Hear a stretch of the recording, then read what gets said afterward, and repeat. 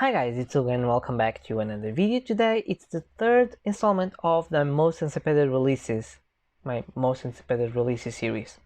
You know, just a video where I chat about new books that are coming out, that I'm excited, that I want to make you excited, and just tell you what is coming out in the next month. So as always, it's going to be a trimester, so from July 1st to September 30th. I don't know, I have a lot of books here this time. I could narrow down a lot.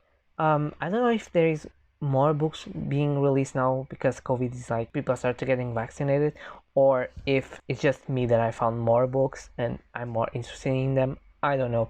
I'll try to be quick in each book. Try to not to make this video very long. I don't know, maybe I will have to split in two parts. By the time you're seeing this, you already see like in the description part 1 of 2. I will post them tomorrow, so it's back to back, so you don't have to worry about it.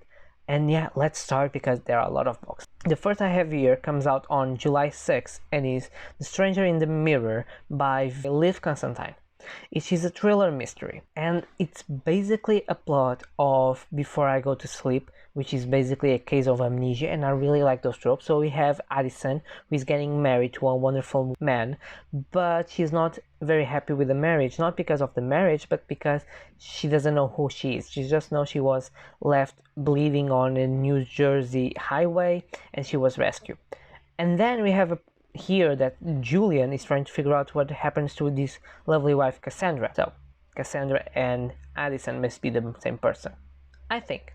Let's see. I like this type of trope. I really love Before I Go to Sleep, so I'm very hyped for this one. The next book I have here, I'm excited because I love the series, although the author can be a little bit controversial, but it's Anyway the Wind Blows by Rainbow Rowell, and it comes out on July 6th. I really like Carry On. I was obsessed with that book. I don't know why, but I was really like that book.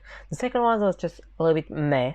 Middle book syndrome, we all know that is, and this is the final installment of the story of Simon, Buzz, and Penelope. This is a YA fantasy story, a little bit inspired on Harry Potter. It's like a fan fiction. I hope everything comes to a very good place and everything is resolved, because the second one left me a sour taste. So let's see. A next book that I'm excited about is Half Sick of Shadows by Laura Sebastian. This is a retelling about the Arthur's legend.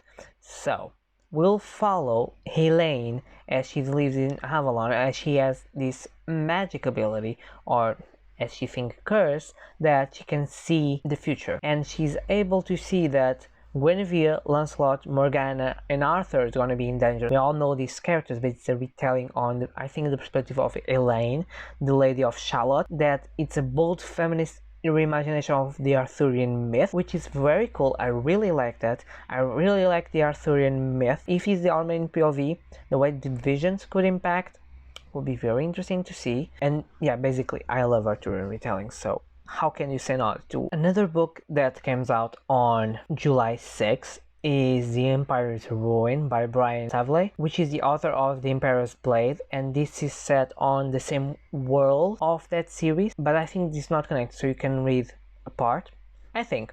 But it sounds interesting. So we have this empire, the Anurian Empire, which is disintegrated. We have a ranks of I don't know if it's special orders, but the control they have been decimate from within.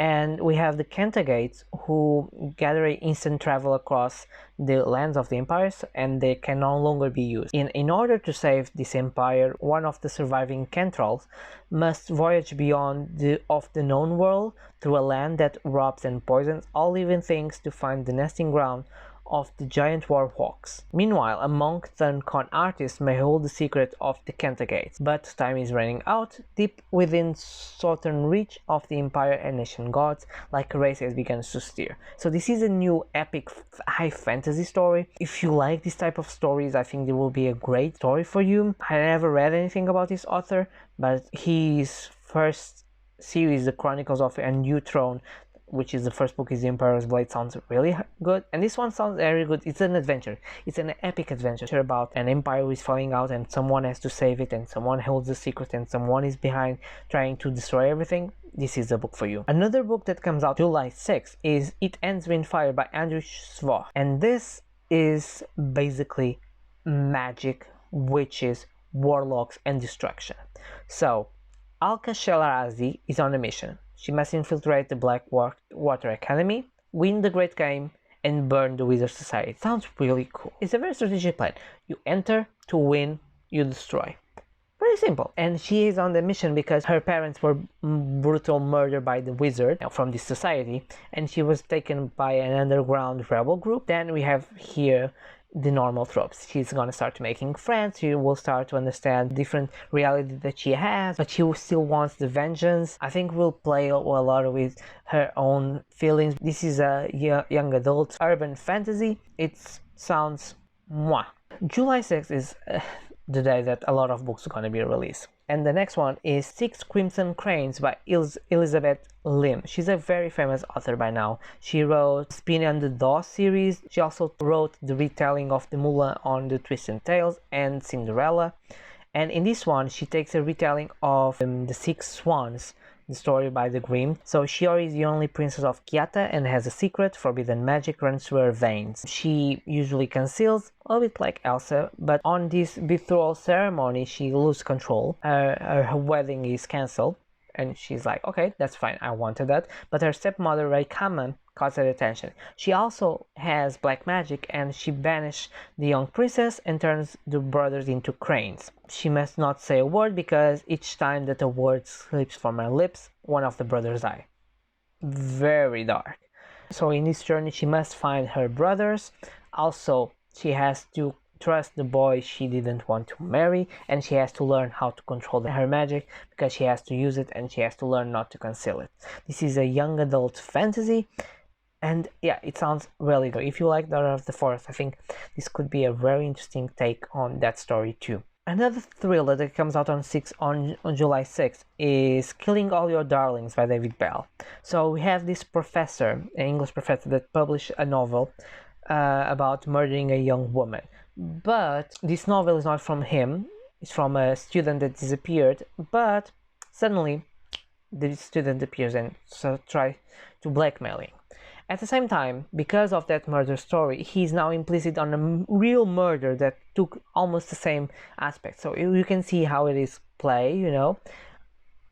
I don't know, I think it could be predictable. I'm a bit scared it's going to be very predictable, but let's see. It sounds really interesting. I really like this concept of what do I do? Do I say the truth? Do I ruin myself? Do I ruin the book? You know, I will continue the lies. I will find the murder myself. It sounds interesting. Let's see. Now, another fantasy, and this one caught my attention because it has an element that I never saw it, which is gargoyles. So we have Gemma Ripley, who seems to be a very pampered princess. She's more interested in gowns than on how to rule a kingdom. But behind that, that's how she wants to see, she's actually a powerful magier and a spy. She's undercover trying to discover who is stealing this tear stone from the mines, the royal mines. I don't know what this tear stone does, but it must be or value or very magical part of, until she encounters the Prince Leonidas, her mortal enemy. So it's an enemy to lovers, I believe, so it's gonna be very cool. And also comes to her rescue Grimley, her beloved gargoyle. So a gargoyle, god, that sounds really good. We have here like two families, the Anvari and Mortar, are old and bitter enemies, and their sons and daughters start to go very well. So we have here a situation of Leo's mother, who is also a mastermind and behind the infamous Seven Spire Massacre. So I think it's going to be a great story. It's also going to be like a trilogy or something. So let's see.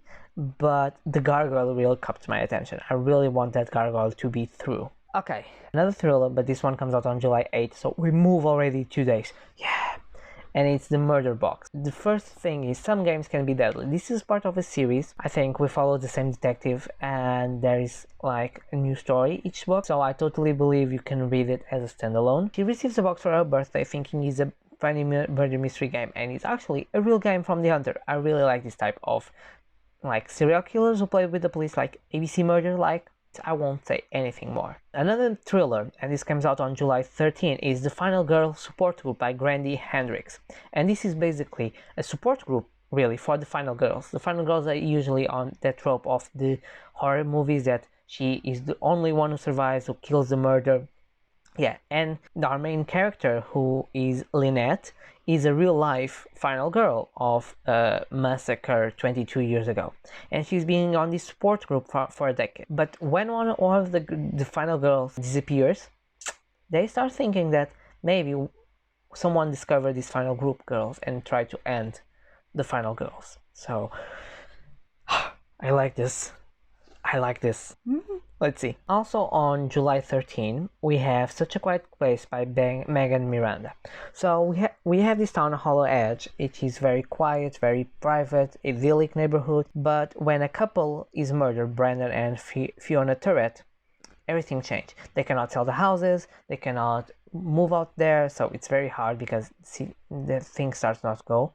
And the suspect, Ruby, comes out because the conviction was overturned, so she's free and she walks back into Hollow Edge, and she comes up to try to discover who the real murderer is, try to discover something, but she receives letters of threatening her, so you can see how this goes. It sounds interesting. Now, the queen of thrillers, it's here. So July 20, False Witness by Karen Slaughter comes out. I think this is a standalone, so this is not part of the Will Trent series, which I know Dora will like this because she's a little bit tired of the Will Trent, but she liked it. So we have this defense attorney, Lila Colton, who has a very normal life, but she hides a devastating past, and now the past is catching up to her because she finds out the highest profile case that could give her everything that she wants, transform her career. When she sees the person she's supposed to represent, she knows him, he knows her, he knows why she's been running for 2 decades, and she has to ask help of her sister that she doesn't talk. You can see like these twisted tales. I liked it, and Carrie Slaughter is very good on thrillers, so let's see how this goes. Now, an historical fiction that comes out on July 20 is A Woman of Intelligence by Karen Taneve. This is set on the 50s. We have this American woman named Katrina, daughter of immigrants, Ivy League educated, speak 4 languages, and she is a translator of the United Nations in the 40s, but then she marries to a beloved pediatrician surgeon, and she basically lives a domestic life, but she's a little bit tired. So when she is approached by the FBI to work as double agent, she sees the opportunity. So she works with the FBI to the KGB, secret agent story. Sounds really interesting, and I really like this setting. So then we have on July 20 a romance, and it says you're a young adult, and it's a contemporary romance, and it's in the same boat by Ollie Green.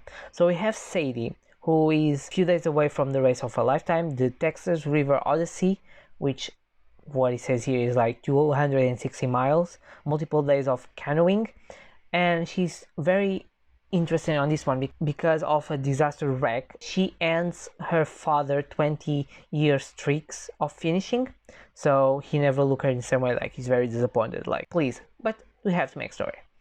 And after her brother Tanner digs her out to another team, she has to meet with Cully, her former best friend and turn worst enemy, but also turns out very attractive. So best friends to enemies to lovers, doing a river canoeing of 260 miles. What could go wrong? This one I'm really excited about, and it's because it says Mulan meets Songs of Achilles. So it's She Who Becomes the Sun by Shelley Parker Chan, and it comes out on July 20. This book is set on 1345. China is under the rule of the Mongol, and we have this family, the Zhou family, when the 8th son, Zhou Xiongba, is fate to greatness, while the daughter of the Zhou family is fate to be nothing. But when a bandit attacks the 2 children, Xiongba, the boy, is killed, and the girl starts to imitate. This becomes a part of Mulan. She starts to take his brother identity and goes to this monastery as a young male novice. So she strands her hair.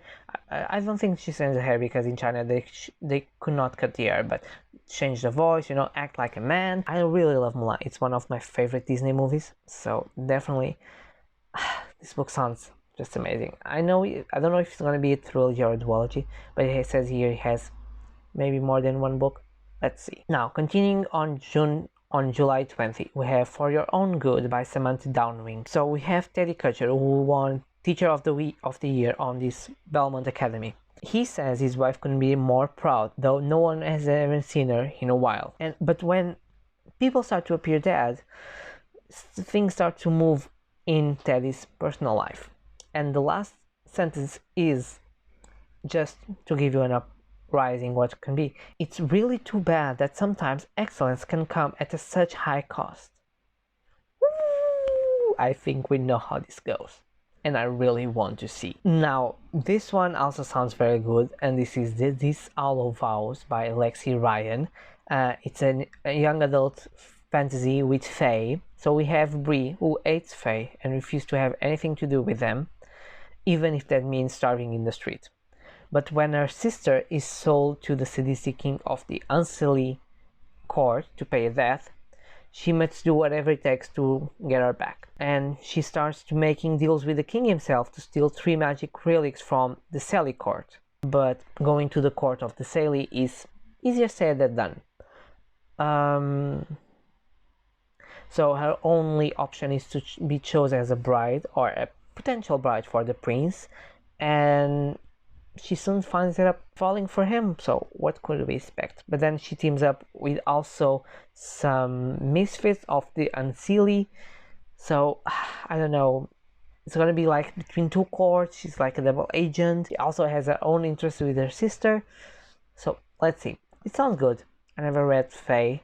Now this one, it caught my attention because of 2 things, and we moved to August finally, and it comes out on the 1st of August, and it's this Grimrose Girls by Laura Pohl, and the first line is, the Descendants meet Pretty Little Liars. I love Pretty Little Liars, I love the Descendants, and this is like a retelling of our characters of fairy tales, and it takes a turn a little bit on the Pretty Little Liars. So one of the friends is Death, and the group of friends like Ella, Yuki, and Rosie are the talk of their elite school, the Grimrose Academy. The police ruled the murder as suicide, but the trio is determined to find what happened. But when a new girl comes out to school, this Nani Rez, secrets start to unveil, darkest past, so we know how it goes, and it sounds really good, and it's a contemporary take on the classics fairy tales. This one, it's very good. I don't know if anyone will talk about it, but I will. It's The Godstone by Violet Malan. It's a new epic fantasy series beginning a tale of magic and danger. A healer finds herself pulled deeper into the webs of secrets and hazardous magic that could bring out the end of the world as she knows it.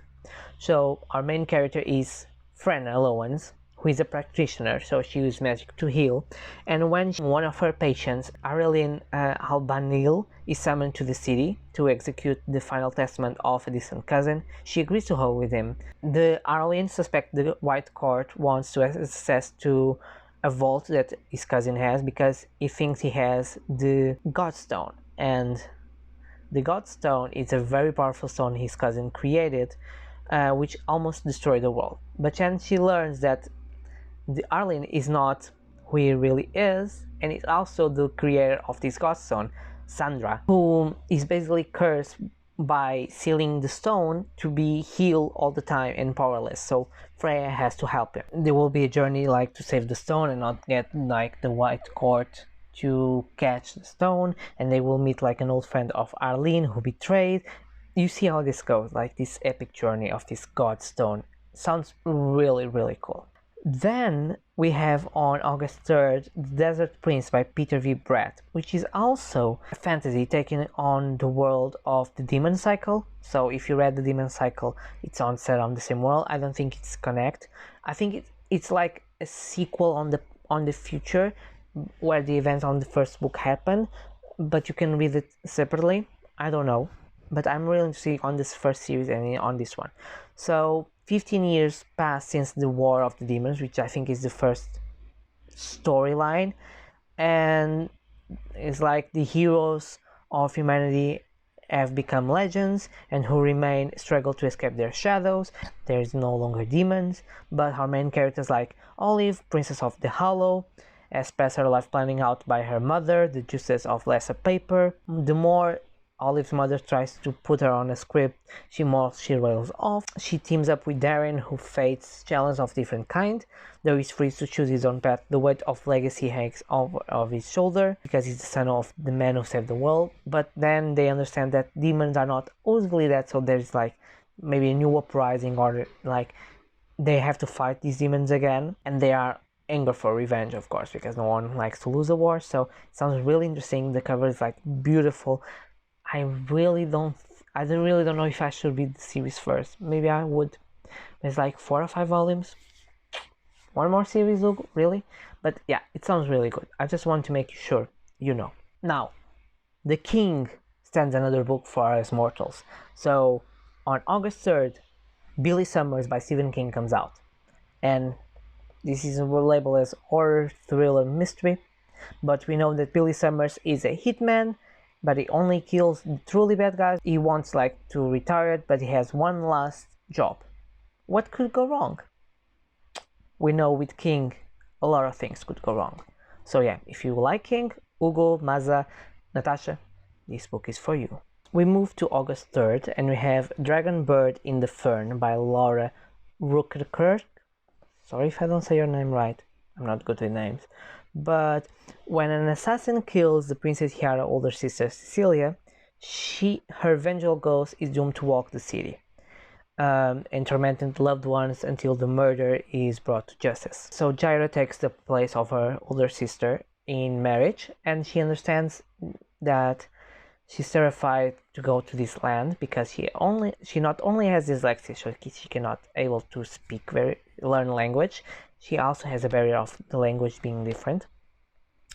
And yeah, when she goes there, she discovers that evidence of the murder may come inside the king's own country.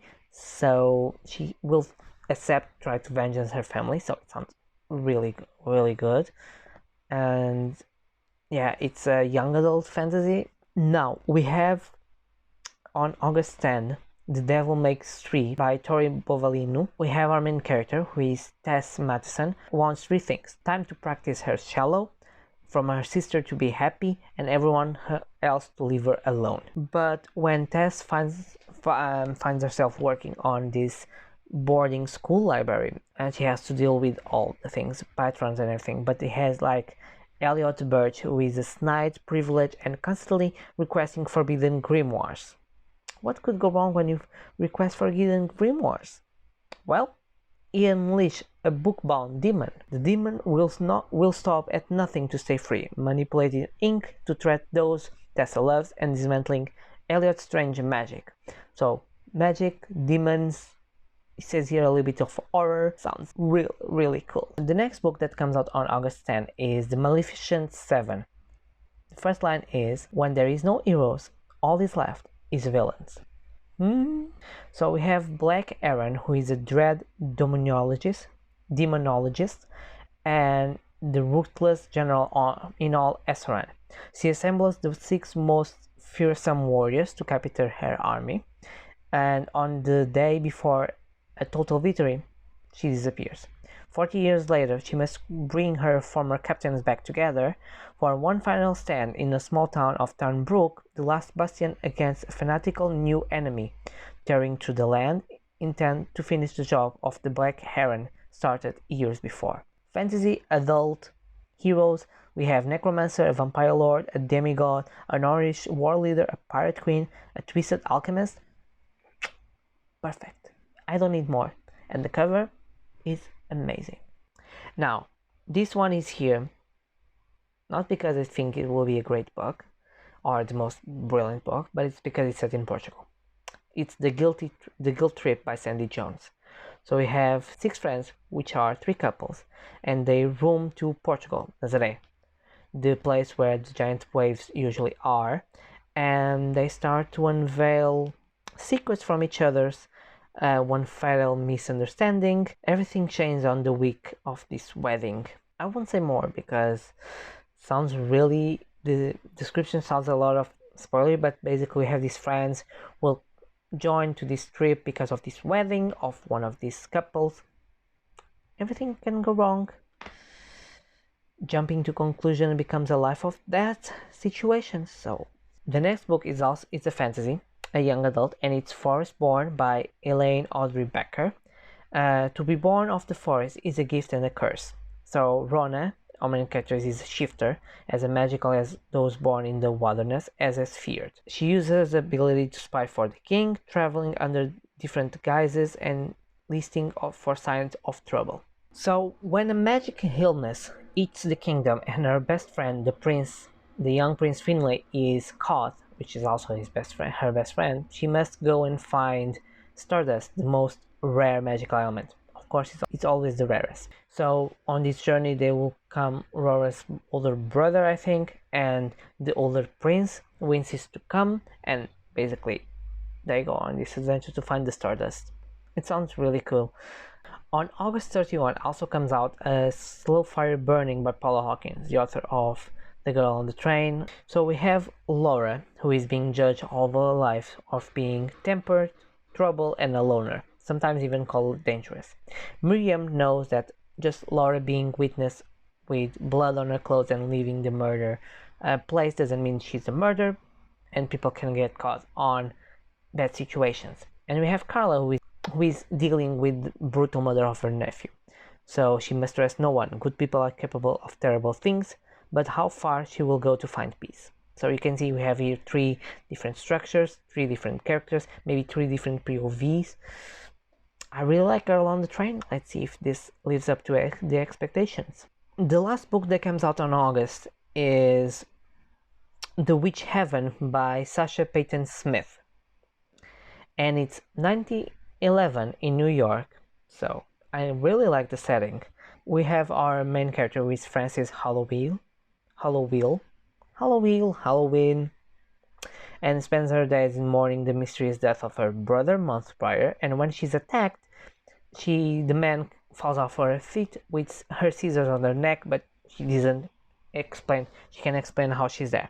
When she's condemned as murder, 2 cape-wearing nurses arrive and inform her she's deathly ill and she has to go to this sanatorium. But this sanatorium is actually a magic school for witches. Headmaster warns her that magic is dangerous, but she has no interest in small magic. She just wants really dark or powerful magic to uncover her brother, the murderer. We move to September, and we have the first book that I have here is Lord of Eternal Night by Ben Alderson. So this is perfect for fans of Blood and Ashes and A Shadow of Vampire. I haven't read any of those. But the story goes by Jack has only one meaning on his life: break the curse or die trying. Marius, life has no meaning, not since he is cursed into a thirsty, bloody creature of night. So he's a vampire. So Jack is born in this covenant of witches who is cursed with almost no magic because of the curse they cast on, I don't know if it's just on Marius or on Marius' family.